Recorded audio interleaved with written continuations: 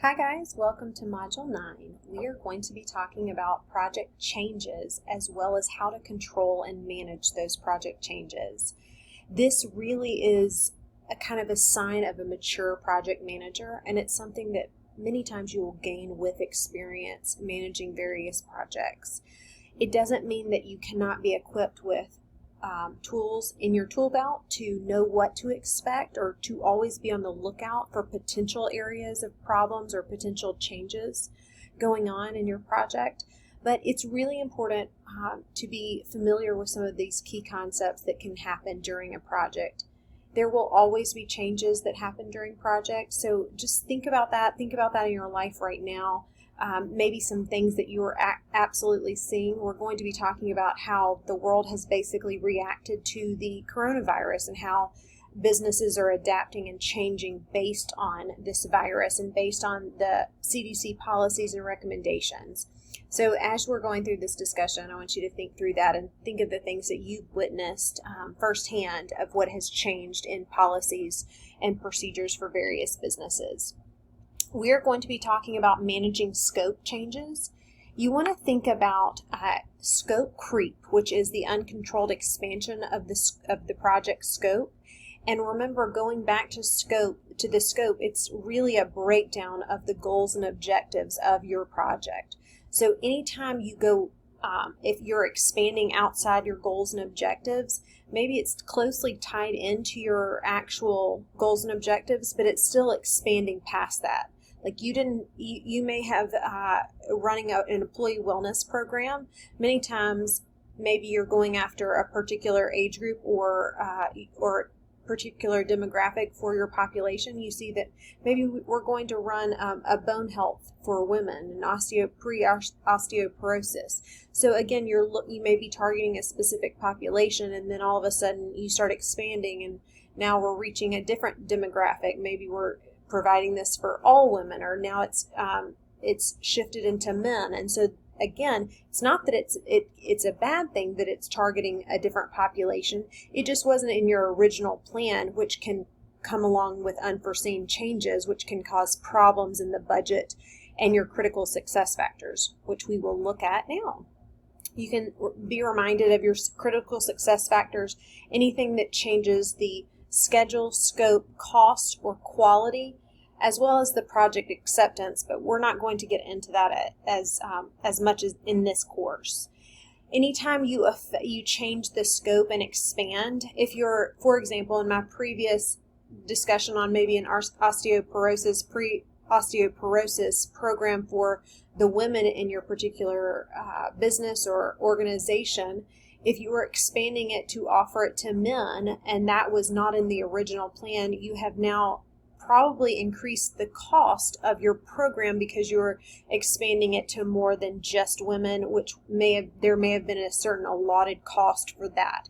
So if you're expanding it to more participants, that usually means that it's going to cost more money. So these are all things to consider when changing the scope or adjusting it. Anytime a project changes and it reduces or increases the scope of a project by 80%, there can be significant problems with this, and this can really derail the success of a good project. Maybe the concept was good, but it was not carried out well because it was changing all the time, or it changed a great deal. So you also want to think about any changes to the project objectives. Like I mentioned earlier, you're breaking down the goals and the objectives of your project, and anytime that changes, you're going to have a change in your scope. So I want you all to make sure you're reading through these and looking at the various types of changes and how to manage these changes. You can see that, as I mentioned earlier, changes will absolutely happen. But how you handle those changes really sets the stage for your project. It really instills confidence in your stakeholders that you are going to handle something. Thinking through in terms of Corona and the coronavirus and how this has been addressed in our nation, and how maybe you've seen it at a local level in terms of how they have been opening different businesses and the new policies and procedures going forward with that. recently went for a doctor's visit, and the entire process had really changed based on the coronavirus. I was greeted at the door before I even walked through the threshold of the doctor's office with a temperature check on my temple, as well as a questionnaire that they verbally asked me about being sick or being in contact with anyone with the coronavirus. I was then directed to wash my hands, the hand sanitizer, before I walked in the building. I was wearing a mask, but I was told you absolutely have to wear one before your visit. Then I was greeted at the front desk. They told me I could keep my pen as I filled out the information. Everyone in the waiting room was in masks. They were also, the chairs were taped off, and to make sure that people sat 6 feet apart. So you can see all of this was a change in their entire system to address this new concern, this change of their daily operations, right? So that is an actual, it's a process change, and it's something that has to be communicated appropriately so that you can manage stakeholder expectations, which we've discussed several times. Educating stakeholders, right? Educating stakeholders on the new processes, using the system that you have defined, minimizing the scope changes. Again, if you're trying to minimize the impact on your population, there are certain things that have to be done in order to follow these rules that are set by the CDC, the guidelines. But trying to basically make the change as comfortable for your population as possible. So thinking through that, making sure that there are clear directions, clear signage, all of those things are very important when you're rolling out new policies and procedures or changing the actual scope of your project. It is one of your kind of fundamentals here is really over communication. So making sure that you are clear and concise and that you are communicating overly and often on particular changes to a procedure. Being a watchdog, we've emphasized this one frequently, making sure that you're always on the lookout for your particular, any particular issues to your project. So what causes scope changes? You can see that obviously the coronavirus has affected our entire population and all of our businesses and organizations around Memphis and as well as around the globe. But beyond that, obviously, this is a brand new experience for us to address the coronavirus, but at a smaller level, we are faced with changes all the time in particular projects. A reduction in the actual funds for a particular project, this happens all the time. Sometimes, usually the budget is cut. When they were developing the wellness center across where the fitness center is at the University of Memphis, they had a reduced budget cost for that. They had to decrease the actual budget for the project. So with that, anytime you're decreasing a budget, that is affecting one of your critical success factors. And it's important for you to shift that view into making sure that you are handling the change in scope appropriately, because a significant budget reduction is going to absolutely impact the success or failure of your project. And obviously, we're wanting a successful project. That's why the project definition document is so important. And if there is a large budget reduction in a particular project, you need to draw up a new project definition document. And this is why I have really emphasized the causes for the unplanned scope change, because you want to really make sure that you're familiar with these. You want to also make sure that there are, you can read through here, but the communication breakdown is one that I want to really highlight, as well as maybe the requirements are not aligned with the scope. These are both very important, because many times whoever is actually, they may not be following best practices in terms of whoever is creating the project definition document.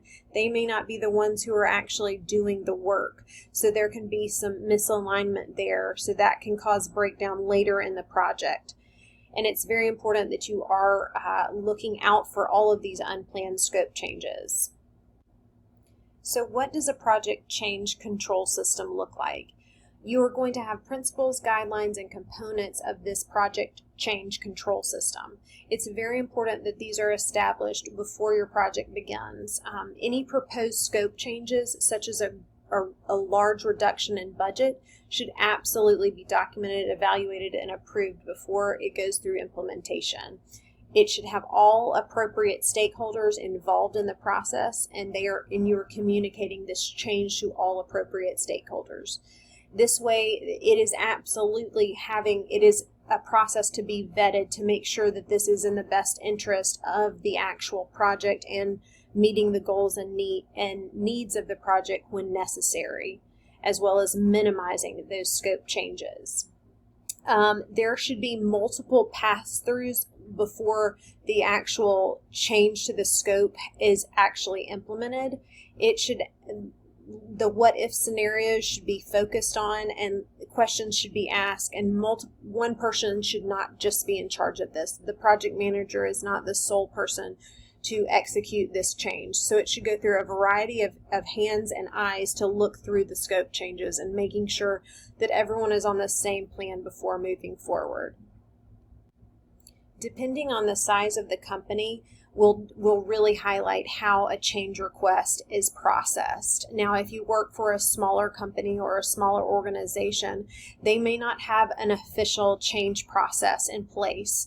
At a larger level, absolutely, there will be a change process in place, and requests and tracking logs, and a variety of the actual process. Something you can bring to the table, even if you do work for a smaller organization, is an actual process for how to change the scope of something, of the project. Making sure, again, that you're going back to that project definition document, that you are outlining the goals and objectives and what you're going to provide for your participants or consumers before you actually launch the project. This is very critical to the success of your project. You also want to make sure that you are, if this is the best possible option for your scope change. That's why it's really good to speak to a variety of people, your staff, obviously, your stakeholders. Who is weighing in on this decision? Have you talked to enough people? Obviously, you do not want to go to, you don't want to ask every single consumer that you have in a particular project, but you do want to make sure that you're using the right approach in terms of defining the actual project and planning for it and highlighting the work that has to be done in order to complete the project. Obviously, this is why the work breakdown structure is so important. It can really show your participants, this is what we had previously, and this is what we have now. And this is the change that's going to take place, and you're going to be able to see that impact in your work. If you're having a budget reduction, many times there can be a reduction in manpower or a reduction in actual resources. So you may not need as many people on the job working for this particular project, and you can allocate your resources elsewhere. It's very important to track all parts of your project and all parts of your scope change. You can see common change control challenges: can't say no, automatically agree to the scope change without running it through your system. Even if it's a smaller system, there should be a process for how you're going to change the scope of the project. And then, of course, you have the over-reliance on formal sign-offs. You should absolutely demonstrate genuine acceptance and understanding of the new scope. It's very important to document this process and go through making sure that you and your team and the stakeholders are aware of the process and aware of the new changes that are on the horizon. That is all for our change control system, and we are going to be talking about controlling those changes in the next portion of our Module 9.